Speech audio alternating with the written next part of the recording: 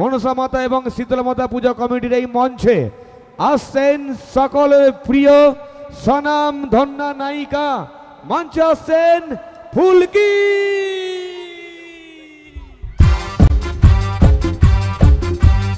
জোরদার তালি চাই একসাথে। মঞ্চে আসছেন সকলের প্রিয় অভিনেত্রী ফুলকি।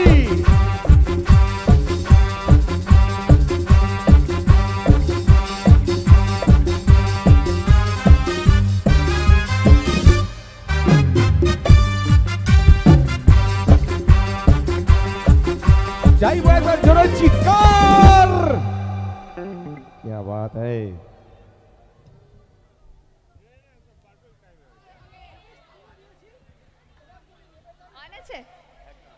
কেমন আছো সবাই?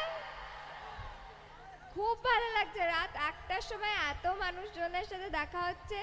এ দেখো আমি হোলি খেলে এসেছি। কি বলছো?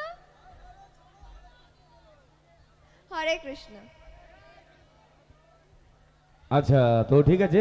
প্রথমে দিদি আসতেই উনি বলছেন হরে কৃষ্ণ, মানে উনি একদম কৃষ্ণ ভক্ত। আপনাকে ধন্যবাদ। তো যাই হোক, তো আজকে সকলের প্রিয় যাকে আপনারা টিভি পর্দা দেখেন, যাকে দেখতে আধ ঘন্টায় 6 বার বিজ্ঞাপন দেয়, তাই তো নাকি? 10 মিনিট সিরিয়াল হয় আর 20 মিনিট বিজ্ঞাপন। তো সেই সব বাধা কাটিয়ে আজকে লাইভ দেখছেন, তো কেমন লাগছে সকলকে বলুন আগে। একবার জোরে হাতে তালি হয়ে যাক ওনার জন্য। क्या बात। তো দিদি, আমি জানি না যে আপনি কি করবেন, আর আমিও জানি না আমি কি করব। তো যাই হোক, এই মঞ্চে যখন আপনি এসেছেন আমিও এসেছি, তো আমি চাইবো যে আপনি আপনার যেটা সেরাটা দিয়ে যান আজকে। হ্যাঁ, আর আপনি আমাকে একটু সাপোর্ট করবেন যাতে আমি মানুষের কাছে, অনেক দূর দূর অবধি মানুষ বসে আছে, তাদের সাথে কথা বলতে পারি। একদম একদম। আর আমরা অনেক মানে আমি অনেক দূর থেকে এসেছি শুধু তোমাদের সাথে গল্প করতে। প্রচুর গল্প করব, নাচ গান সব করব, যা যা বলবে সব করব, কিন্তু গল্পটা করতে হবে। আমার ব্যাপারে যা যা জানার সব জিজ্ঞেস করে সব বলবো। আমার সেটের কারোর ব্যাপারে, মানে আমার সিরিয়ালে, ফুলকি সিরিয়ালে কারোর ব্যাপারে কিছু জিজ্ঞেস করার থাকলে অবশ্যই জিজ্ঞেস করতে পারো। প্রচুর গল্প আড্ডা দেবো, আর আমার মানে কি কি করি আমি সেটে সব বলবো তোমাদের।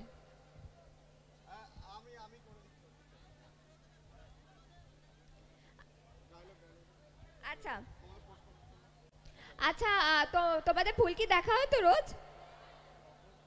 পিছনে থেকে কোনো আওয়াজই নেই। ফুলকি দেখা হয় তো? আচ্ছা ঠিক আছে, আমি একটা ডায়লগ দিয়ে শুরু করি। যারা ফুলকি রোজ দেখে তারা হয়তো জানবে কি একটা খুব আমাদের একটা সিন গিয়েছিল যেখানে আমরা পিকনিক করতে গিয়েছিলাম। তো পিকনিক করতে গিয়ে ফুলকি দাস একটা খুব ফেমাস ডায়লগ বলে, সেটা হলো ভূতের স্বরে, মানে পেতনি সাজে দিয়ে বলে। তো সেইটা আমি এখন একটু করে দেখাতে চাই, সবাই দেখবে? কি রে, ঠোঁটে রং লাগাচ্ছিস? কার জন্য লাগাচ্ছিস? বরকে তো পাত্তাও দিস না। যা যা বলছি, বরের কাছে যা, নাহলে ঘাটে মটকে দেবো।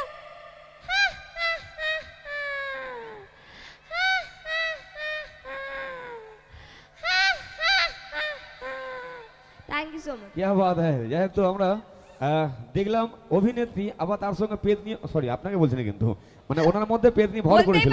বলতে পারেন আমার মধ্যে থেকে এসছে ওটা। না না, ঠিক আছে। তো ঠিক আছে, ওনাদের যে প্রশ্নগুলো আমি করে দিই, মানে আমি তো হচ্ছে মানে ঘটক, বুঝতে পারছেন, আমাকে এগুলো করতে হয়। তো প্রথম ওনাদের প্রশ্ন, আপনার আসল নামটা একটু বলে দিন। আমার আসল নাম হলো দিব্যানী মণ্ডল। কি মণ্ডল? দিব্যানী। আচ্ছা, দিব্যানী। আচ্ছা, কি বাত হ্যায়। থাকেন কোথায় একটু বলে দিন। আমি আপাতত কলকাতাতেই থাকছি। আমার যেহেতু আমার সবটা এখন কলকাতাতে, মানে আমার যেখানে আমি শুটিং করি সেটাও কলকাতায়, তো তার জন্য কলকাতাতে আপাতত সেটেল। না না, কেসটা কি, আমি কেন বললাম যে আপনি কোথায় থাকেন, আসলে এর সব তো আপনার জন্য একটা ছেলে দেখবে, তো তার দায়িত্ব নিয়ে ফেলেছে পুরোটা। ঠিক আছে। আচ্ছা, তো এখন সব থেকে জনপ্রিয় সিরিয়াল যার নাম ফুলকি, ওটা কোন চ্যানেল দিদি? আমি তো, আমার বাড়িতে টিভি নেই তো। অবশ্যই জি বাংলা। মানে জি বাংলা, মানে জীবন মানে জি বাংলা, তাই তো নাকি? অবশ্যই, আমাদের কাছে তো তাই। একদম একদম, অবশ্যই। তো চলুন, তো আজকে যখন আমরা অভিনেত্রীকে আমরা একদম কাছে পেয়েছি, তো অবশ্যই আমরা চাইবো, আমি জানি উনি একজন অভিনেত্রী, গান টান গাইতে পারেন না, তবু কিন্তু আপনাদের জন্য চেষ্টা করবেন। গান তো করবো, আগে একটু আড্ডা গল্প সব দিই, ও, তারপরে আবার আচ্ছা। ডায়লগ, তারপরে গান। আড্ডা, গান গল্প। তো একদম শেষের দিকে যাওয়ার পর। আচ্ছা ঠিক আছে, তো তা বলি একটা কথা বলি যে আপনি এখন করছেন ছোট পর্দায় করছেন, তো আগামীতে হ্যাঁ। নিশ্চয়ই আপনার ইচ্ছা আছে যে বড় পর্দায় কাজ করবেন, অবশ্যই নাকি কোনো কিছু অফার চলে এসেছে এখন থেকে? এসেছে, কিন্তু ফুলকিটা করি আগে ভালোভাবে। আচ্ছা আচ্ছা আচ্ছা, মানে একটা কেস কি জানেন তো, যখন হচ্ছে বহু বছর আগে যখন একটা সুন্দর সিনেমা এসেছিল সাথী, তো ওই সাথী সিনেমাটায় প্রথম যিশুদাকে অফার করেছিল হরনাথ চক্রবর্তী, তখন কিন্তু যিশুদা ন্যাড়া ছিল, মহাপ্রভু সিরিয়াল করতো, হ্যাঁ হ্যাঁ হ্যাঁ। ওইটা সব থেকে বড় মিস, কিন্তু সেই সাথীতে জিৎ এসে ইতিহাস করেছিল।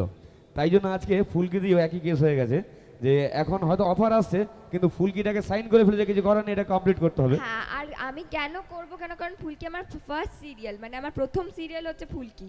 সেটাতে এত ভালোবাসা পাচ্ছি আপনাদের কাছ থেকে, ওটাকে ছেড়ে আমি অন্য কোথাও যেতে পারবো না। এবার আমার একটা প্রশ্ন আছে, করি?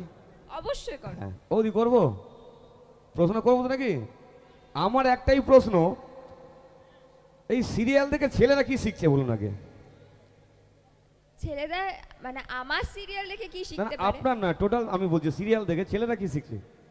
এটা ছেলেদের কাছে জিজ্ঞেস না করতে না না, হবে। এই যে প্রথম কথা হচ্ছে কি যে এই যে ছেলেরা কি শিখছো তোমরা, আমি কি বলবো, আমি তোমাদের মন কি করে বুঝবো বলো?